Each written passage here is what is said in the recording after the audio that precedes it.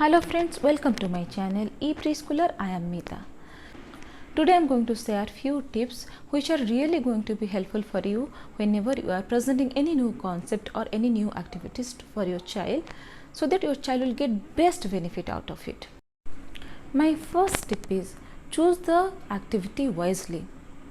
Whenever you are giving any new activity or you are introducing new concept to your child, do a little bit research in this regard and find out what are the purpose behind those activity and what are the milestone the child need to achieve before doing that activity. In this way, you will find out whether your child is ready for that activity or not.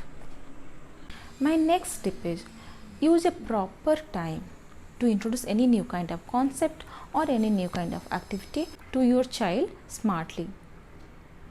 Observe your child's daily routine and choose a particular time when the child is active and energetic. It could be after the child finishes breakfast, it could be after the child finishes playtime, or it could be after the child just watches favorite cartoon. If we present any activity to the child when both the parents and the child are equally active and energetic, the sitting time of the child will be comparatively longer. My next tip is always set a realistic goal for your child which you want your child should achieve from working with those materials or from working with those activities. And my dear parents, always remember your goal should match the need of the child. For example, if I am teaching the concept of shape to a preschooler, my aim will be the child should be able to differentiate between the shapes. If I am teaching the same concept to a speech delay child, my aim will be the child should be able to imitate the sound of those shapes. If I am teaching the same concept to a ADHD child, my aim will be the child should be able to concentrate on the activity for a longer time. So every time our goal is different when need of the child is different.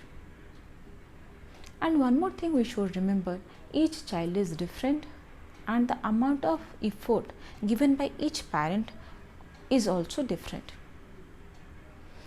So always set a reasonable timeline for your child to achieve that goal. My next tip is use a variety of activities to teach any new concept. Creative activities are most appealing for the child to repeat them for a good amount of time. And also we should include two areas of activity together in one sitting. For example, we could take one activity to help the child to improve his fine motor skill with one activity to improve his language skill. We could take one activity to help him to improve his sensorial skill with one more activity for his gross motor skill. Like this, we have to plan our sitting or we have to plan our activity beforehand. When the child is switching from one activity to the other activity, don't forget to give the relaxed time to the child. Let him enjoy while he is learning and you also enjoy his learning process. My next tip is give clear and short instruction to the child when you are doing any activity with the child. When we are giving clear and short instruction, the child will not get confused exactly what you are expecting from him to do.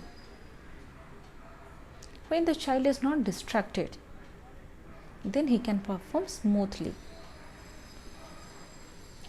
Sometimes it will happen that we are giving an instruction to the child and the child is not able to understand it. That's why he is not responding. So instead, giving the same instruction repeatedly to the child, use your energy to help the child by physical prompt.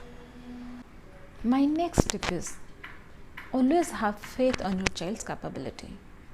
Parents are the biggest motivator and supporter of the child.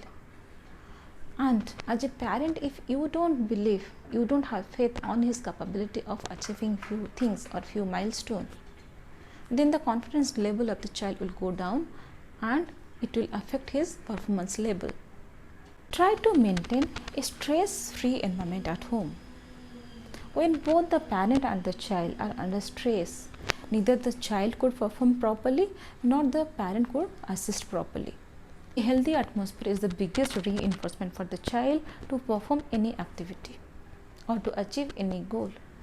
My next and last tip is use the policy of reward and aversion to your child on a regular basis. Whenever the child is doing some activity properly or he is showing some positive behavior, introduce the reward immediately. It could be some object or some eatable things or verbal reward.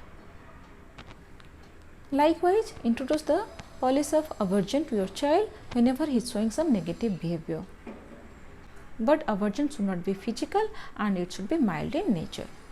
So this is all about today's video. If any of these tips are relatable and helpful for you, please comment, share, like and subscribe to us.